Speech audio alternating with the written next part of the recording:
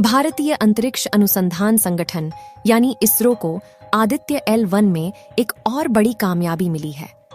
सूर्ययान का इंजन हुआ चालू और आदित्य सूर्ययान ने कर दिखाया एक और कमाल। आदित्य सूर्ययान लगातार सामने आई मुसीबतों का सामना करते हुए वह पृथ्वी की कक्षा में तेजी से आगे बढ़ रहा है। इसरो के वैज्ञानिक लगातार 24 घंटे सूर्ययान पर नजर गड़ाए हुए हैं ताकि उसकी कक्षा को समय अनुसार बदला जा सके। नहीं तो एक छोटी गलती की वजह से ही सूर्ययान को बहुत बड़ा खतरा हो सकता है।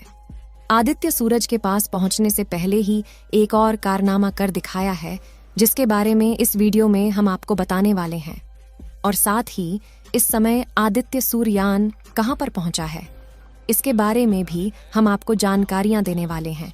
इसलिए वीडियो के अंत तक अवश्य बने रहे। मैं हूं अंजलि और आप देख रहे हैं जी के दृष्टि यूट्यूब चैनल। इसरो ने मिशन चंद्रयान 3 की सफलता के बाद अपने पहले सोलर मिशन आदित्य L1 को सक्सेसफुल बनाने की कवायद शुरू कर दी, जिसमें एक के बाद एक पड़ाव पूरे हो रहे हैं। जिस तरह इसरो की ओर से चंद्रयान 3 से जुड़ी हर अपडेट शेयर की जा रही थी, उसी तरह आदित्य L1 से जुड़ी जानकारी भी इसरो शेयर कर रहा है। 2 सितंबर को श्रीहरिकोटा के सतीश धवन अंतरिक्ष केंद्र से PSLV-C-57 रॉकेट के जरिए आदित्य सूर्ययान की सफल लॉन्चिंग की गई जानकारी दी गई और बताया गया कि आदित्य सूर्ययान सूर्य की ओर और पृथ्वी से L1 पॉइंट यानी सूरज 5 मिलियन किलोमीटर की दूरी पर रहेगा, जो कि पृथ्वी और सूरज के बीच दूरी का 1% हिस्सा है। आपको यह मालूम होगा कि सूर्य गैस का बहुत विशाल का गोला है। ऐसे में आदित्य L1 सूरज के आसपास मौजूद वातावरण की स्टडी करेगा। हालांकि यह भी बताया गया कि आदित्य सूर्ययान सूरज पर लैंडिंग नहीं करेगा और न ही उसके बहुत करीब जाएगा, क्योंकि आपको ही पता है कि सूरज बहुत ज्यादा गर्म है और ऐसे में यदि आदित्य L1 सूरज की बहुत करीब जाता है तो उसके पास पहुंचने से पहले ही जलकर राख हो जाएगा। इसीलिए वैज्ञानिकों ने इस पृथ्वी से 2.5 मिलियन किलोमीटर दूर L1 पॉइंट का चुनाव किया है, जहां आदित्य सूर्ययान को सफलतापूर्वक स्थापित किया जाएगा और उसके बाद यह सूरज की स्टडी करेगा। लॉन्चिंग के बाद आदित्य L1 ने पावर जनरेट करना शुरू कर दिया था और सोलर पैनल्स को भी ऑन कर दिया गया था, जिसके बाद इस मिशन में और रेस को बढ़ाने के लिए पहली अर्थबाउंड फायरिंग 3 सितंबर के लिए निर्धारित की गई थी। 3 तारीख को यह प्रक्रिया भी सफल हुई। 5 सितंबर को EVM हास टिकटों की प्रक्रिया भी सक्सेसफुल रही। फिर 7 सितंबर को इसरो ने एक पोस्ट शेयर किया जिसमें बताया गया कि आदित्य ने सेल्फी ली है। इसके साथ ही इसने पृथ्वी और चांद की तस्वीर भी क्लिक की थी। इस समय जो तस्वीर आप लोग अपने मोबाइल फोन पर देख रहे हैं, इस तस्वीर को आदित्य L1 के हाई रेजोल्यूशन कैमरा द्वारा क्लिक किया गया है, जिसमें हमारी पृथ्वी को साफ साफ देखा जा सकता है कि वह कैसे नीली रंग से दिखाई दे रही है, जिसमें दाएं तरफ आपको छोटा सा हमारा प्यारा चंद्रमा भी दिखाई दे रहा होगा। यह वही चंद्रमा है जिस पर 23 अगस्त के दिन चंद्रयान 3 ने सफलतापूर्वक लैंडिंग की थी, जो कि अपनी जगह को लगातार बदल रहा है और पृथ्वी का चक्कर लगा रहा है। इसलिए यह लगातार छोटा होता चला जा रहा है। अब इसी मिशन में इसरो ने एक और पड़ाव पूरा कर लिया है। दरअसल बेंगलुरु के IST CIC से तीसरी ऑर्बिटिंग की प्रक्रिया भी पूरी हो गई है। इस दौरान इसरो के बेंगलुरु SDSC, SHR और पोर्ट ब्लेयर में स्थित ग्राउंड स्टेशन ने सैटेलाइट की ट्रैकिंग की।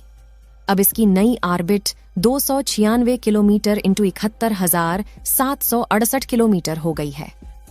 बताया जा रहा है कि अब अगली प्रक्रिया 15 सितंबर को भारतीय समय के अनुसार 2 बजे के लिए निर्धारित की गई है। आदित्य L1 को पृथ्वी और सूरज के बीच मौजूद L1 पॉइंट पर पहुंचना है। माना जा रहा है कि लॉन्चिंग के लगभग 127 दिन बाद ही L1 पॉइंट पर पहुंच पाएगा। कहा जा रहा है कि इस बिंदु से ग्रहण के बिना किसी रुकावट के सूरज को लगातार ऑब्जर्व किया जा सकता है।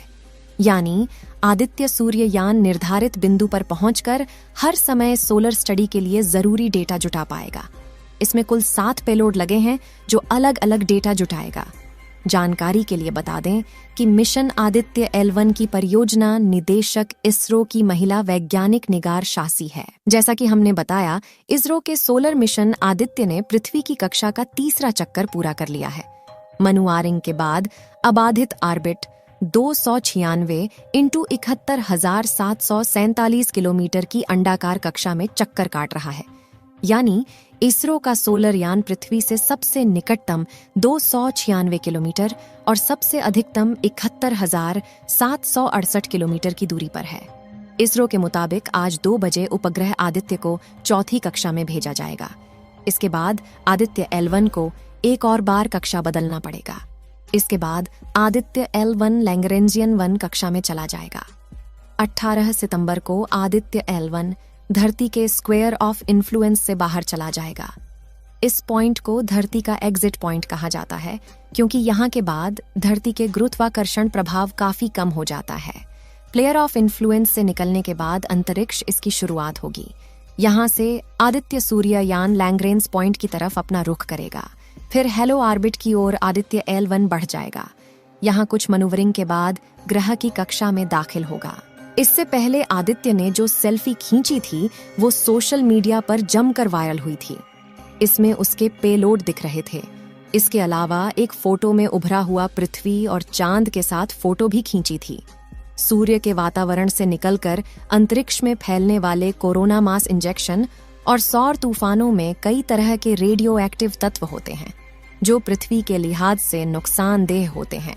और अगर यह रेडियो एक्टिव तत्व किसी भी तरह से पृथ्वी के वातावरण में चले जाते हैं तो फिर पृथ्वी की ऑर्बिट में घूम रहे हजारों सैटेलाइट के सिग्नल को ब्लॉक कर सकता है और इस प्रक्रिया में काफी ज्यादा नुकसान हो सकता है। सौर तूफान और कोरोना मास इंजेक्शन की वजह से पृथ्वी के बाहर ही वायुमंडल में चक्कर काट रही सैटेलाइट में खराबी आ सकती है। इसके अलावा अगर कोरोना मास इंजेक्शन और सौर तूफान धरती के वातावरण में दाखिल हो जाए तब पृथ्वी पर short web communication, mobile signal, electric power और ग्रिड सिस्टम पूरी तरह से ठप पड़ने की संभावना होती है। इसलिए इसरो सूर्य को पढ़ना चाहता है।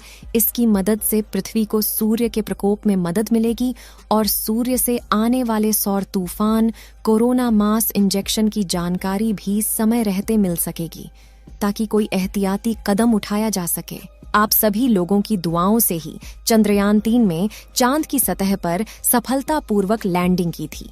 इसीलिए जिस जगह पर चंद्रयान 3 ने लैंडिंग की थी उस जगह का नाम शिव शक्ति पॉइंट रखा गया है। चंद्रयान 3 की तरह ही आदित्य L1 मिशन के भी सफल होने की दुआएं आप सभी लोग कमेंट बॉक्स में करते रहें। इस वीडियो को यहीं पर खत्म करते हैं। इस वीडियो को एक लाइक जरूर करें और अपने मित्रों तक इस वीडियो को शेयर करें ताकि उन्हें भी जानकारी मिल सके।